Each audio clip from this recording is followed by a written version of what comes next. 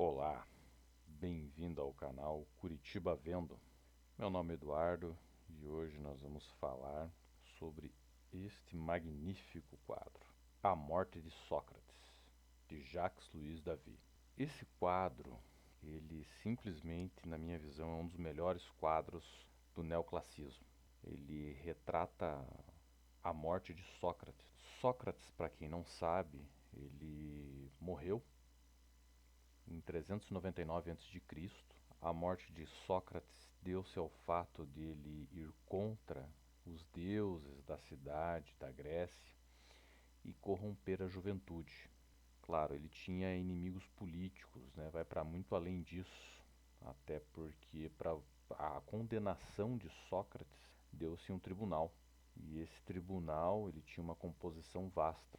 Ele teve na condenação 281 votos contra e teve 220 votos a favor. Ou seja, tínhamos um tribunal constituído por 501 cidadãos da época.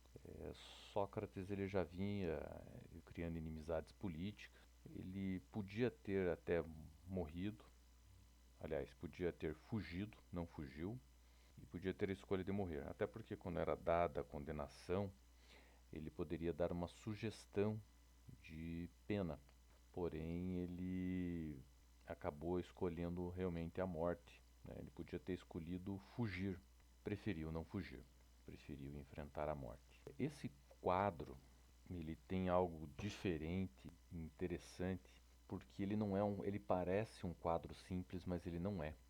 Esse quadro sobre Sócrates ele integra o estilo neoclássico, que é uma oposição, né, ao estilo rococó. O estilo rococó era parecido com o barroco, né? O barroco geralmente ele trazia aqueles quadros escuros, claros. Aí já o rococó ele trazia aquelas pinturas estéticas menos ligadas à religião, mostrando a riqueza das cortes, mais nesse sentido. Mas o que esse quadro tem de especial? Ele foi produzido e criado 2 anos antes da queda da Bastilha, em 1787, bem ali colado com a Revolução Francesa. Por que ele é importante esse quadro? Porque ele conta muito da história. Mas claro, eu vou indo em partes. O que é essa tomada da Bastilha? Aliás, o que é uma Bastilha, né? Eu estou aqui falando, nivelando, ajudando as pessoas a começarem às vezes do zero a entender. A Bastilha era o local onde se guardavam armas e principalmente pólvora. Com a queda da Bastilha em 1789, o povo já tem arma e pólvora, né? Já preparada para a Revolução Francesa. E esse quadro ele foi feito 2 anos antes da tomada da Bastilha, ou seja, ele foi encomendado por dois irmãos, os irmãos Traldene de Montini, que eram radicais contra a monarquia, né? Tinham ideais de mercado livre. E para eles, Sócrates ele representava bem essa ideia de morrer pelos seus ideais, né? Então nós temos aí um novo estilo artístico, neoclassicismo, perdão, contrapondo a um estilo de pintura antigo, ou seja, temos já uma produção artística, uma revolta sobre o âmbito cultural, inclusive antes do aspecto da revolta, da revolução em si, da queda da Bastilha e, na consequência, a Revolução Francesa. Mas por que Sócrates? Por que Sócrates foi utilizado, esse quadro foi utilizado para a Revolução Francesa? Na verdade, esse quadro, claro, a história de Sócrates é incrível, mas ele foi utilizado como um garoto propaganda da Revolução Francesa. Então, esse quadro, claro, tem a questão histórica que é fantástica, esse quadro aí, apesar de ser utilizado para a Revolução Francesa, ele tem assim uma qualidade incrível, ele tem uma produção genial. Algumas observações eu vou fazer sobre esse quadro. Lembrando que esse é o segundo quadro, tá? A morte de Sócrates teve um quadro anterior, feito lá em 1650, lá 1650 por Charles Alphonse. Então esse é o segundo quadro de Sócrates, né? A morte de Sócrates, claro, dessa vez nesse segundo momento criado para fomentar artisticamente a Revolução Francesa. Nesse quadro aí nós temos aí o rapaz em veneno, um homem em vermelho ali entregando o veneno, um ar perturbador ali para Sócrates. Temos Sócrates, ele ao centro, com uma força, ou seja, ele tinha em torno de 70 anos nessa época, porém a gente vê Sócrates aí forte, quase bombado ali, né? Com um brilho, né, em branco, né, trazendo o pintor, ele buscou trazer a vida eterna representada na cor branca. Ali segurando a perna de Sócrates nós temos o Crichton, né? Ele era o mais antigo e mais velho dos discípulos de Sócrates. Foi ele que tentou convencer Sócrates a fugir depois do julgamento. E Sócrates teve tempo para fugir, ele ficou preso 30 dias antes de ser morto, né? Mas realmente ele não quis fugir, né? Lá atrás, ali no arco, ali atrás, temos um homem em prantos na parede, né? Aquele era o Apolodoro, né? Até no dia da morte de Sócrates, ele foi retirado do local por estar totalmente transtornado, segundo as escrituras, totalmente desesperado, e ele foi retirado. É realmente incrível esse quadro aí. Podemos ver aí da direita para a esquerda. Temos aí os discípulos de Sócrates, né? Até chegar em Platão no canto esquerdo ali. É interessante nesse quadro que nós temos 12 pessoas, né? Temos Sócrates mais 12 pessoas, fazendo uma alusão ao quadro lá de Jesus Cristo, colocando Sócrates como se fosse um novo Jesus Cristo, inspirado naquele quadro lá, A Última Ceia de Da Vinci, porque na verdade o número de pessoas que presenciaram diretamente a morte de Sócrates foram 15 e não 12, né, como está no quadro.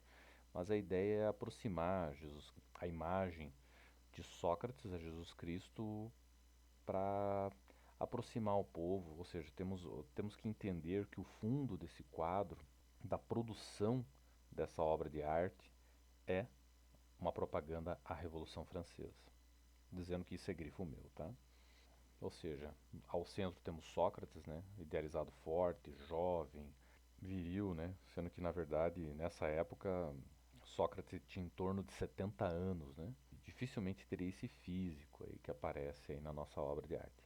Temos ali também as correntes, né, no chão, né, em abertas, né, preso a ele, dando a ideia que tinha oportunidade de fugir. Porém, alguns outros pensadores, filósofos, dizem que na verdade aquilo ali representa a liberdade com a morte, né? Porque o Sócrates acreditava que o filósofo ele deveria abraçar né? A morte com os ideais de honra, autocontrole e sem medo. Ali no centro ali da obra de arte, nós temos esse cálice. Ele, esse cálice é com um sentimento figurado de sofrimento, né? Mas temos no quadro, segundo o autor, a ideia de honra, de glória, imortalidade. Ou seja, uma nova retratação do cálice. Temos ali cores vibrantes ao redor de Sócrates. Lá no fundo, lá atrás, temos uma mulher, né, a Xantife, que era a esposa de Sócrates, e ela não estava no dia da morte de Sócrates, ela não estava presente.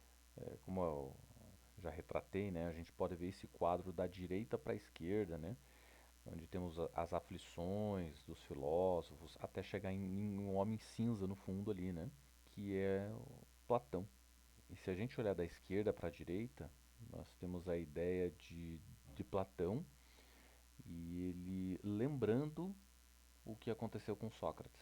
Ou seja, todo esse quadro ele tinha a ideia da lembrança de Platão sobre Sócrates. Mas você deve estar pensando, aqueles mais entendidos de filosofia, ou que já leram os pré-socráticos, Platão tinha mais ou menos em torno de 20 anos quando Sócrates morreu, né? Mas o Sócrates, ele ficou famoso nas escritas de Platão. Então, Platão foi muito lembrado porque ele utilizava os pensamentos de Sócrates. Então, na verdade, sintetizando tudo nessa cena, não passa de uma memória de Platão, porque Platão imaginava e passava a ideia que a verdade estava na lembrança. na imaginação, na mente. Tanto que nessa obra de arte, Platão imagina Sócrates gesticulando como ele faz, apontando para cima. Nós temos uma outra obra de arte famosa aí de Rafael, né, que é a Escola de Atenas. Uma hora eu vou falar desse quadro aí também. Você pode procurar aí a Escola de Atenas, lá de Rafael. E você vai ver que Platão está apontando para cima, né? Então ele faz a mesma alusão nesse quadro, apontando para cima, e o mesmo apontamento em Escola de Atenas.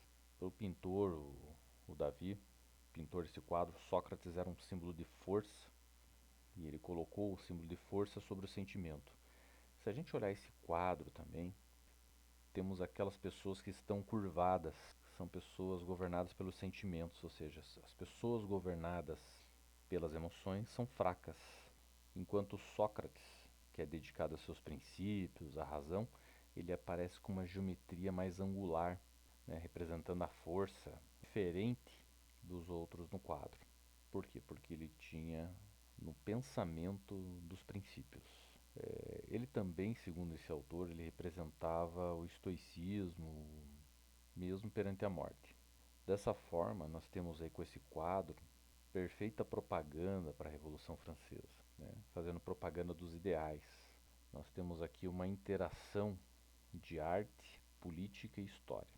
Então, nesse momento histórico, né, pré-revolução, né, nós temos aí uma monarquia em declínio nesse momento. Com esse quadro, o objetivo é instaurar o pensamento na população de uma criação de uma democracia, semelhante ao tempo de Sócrates, né? Então temos assim, então Sócrates, a figura de Sócrates sendo utilizado para os ideais da Revolução Francesa, né? Ele é um símbolo resgatado para atender os interesses revolucionários.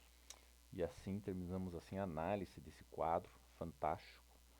É um quadro magnífico que você pode observar. Ele não é um quadro simples, apesar de a gente agora entender da onde nasceu e por que nasceu o resgate de Sócrates. Você vai poder analisar esse quadro não apenas como uma obra de arte, mas também a história que ele representa. É uma forma de contar a história. Espero que tenham gostado desse vídeo. É um vídeo mais erudito. Meu objetivo aqui é que você cresça e enxergue diferente a sociedade e possa apreciar a visão de um curitibano. Muito obrigado e até o próximo vídeo, pessoal.